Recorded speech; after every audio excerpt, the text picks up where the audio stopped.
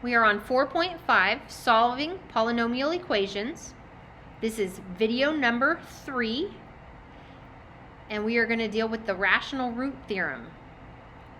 So the rational root theorem says if your polynomial has an integer coefficients, then every rational solution, f of x equals 0, has the following, where p is the factor of the constant term, all the factors, and q is all the factors of the leading coefficient. So you can figure out what all the possible rational roots might be. So now we're going to use the rational root theorem to find all the real solutions of the equations. So let's list all the possible solutions. So we need to find p and q, because remember it's p over q. So our p is our constant, which would be 24, and q is the leading coefficient, which is 1. So all the possible values of q would be 1. And all the possible values of p would be 1, 2, 3, 4, 6, and 8, and 12, and 24. So those are all factors. Those are things that I can divide 24 by. And I missed the 1 at the q, but there. And then we write out p over q. Well, since q is 1, everything over 1 is itself. So our possible solutions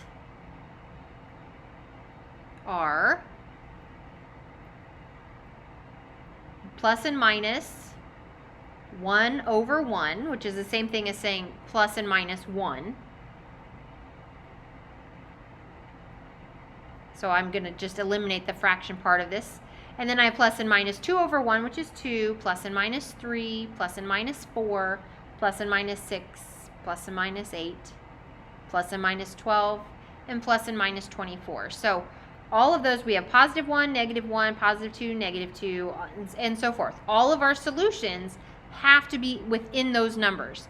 And since our power is 3, I can't have more than 3 of those in my actual solutions. So you plug them in and see which ones work out to be true, to be equal, to make our polynomial equal to 0.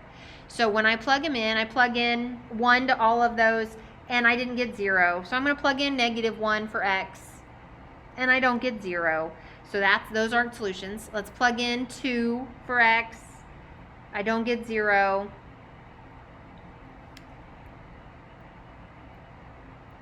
Still plugging in 2, sorry. And then if you plug in negative 2 for x, making sure it's in parentheses, you actually do get 0 this time. So negative 2 is one of my solutions.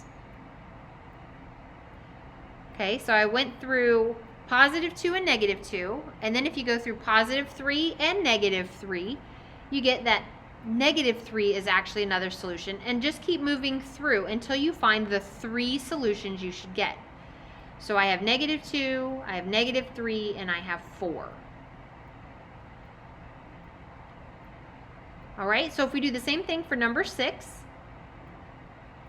we need to find all of our possible solutions. And again, my leading coefficient there is 1, and my constant is 20. Well, it's q over p, and q is plus and minus 1, and p is plus and minus all the factors of 20. So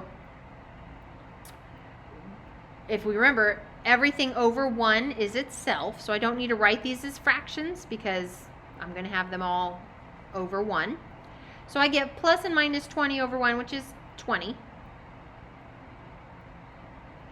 Then we get plus and minus another factor. Oh wait, let's go in numerical order. So I get 1. I can divide 20 by 1. I can divide 20 by 2, plus and minus 2. I can divide by 4. I can divide by 5. And I can divide by 10 and 20. So I have all of those, both the positive and negative numbers. And I start plugging them back in. I substitute in 1 for x. See if I get 0. And I do not. But if I plug in negative 1 for x, I do get 0.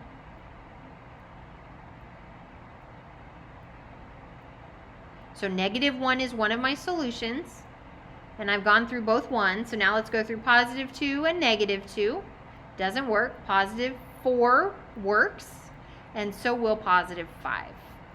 We had a power of 3, so only 3 terms should be true, should make that equation true. And that's how you find the zeros, by using the rational root theorem. So now go to your practice and do number 25 and 30.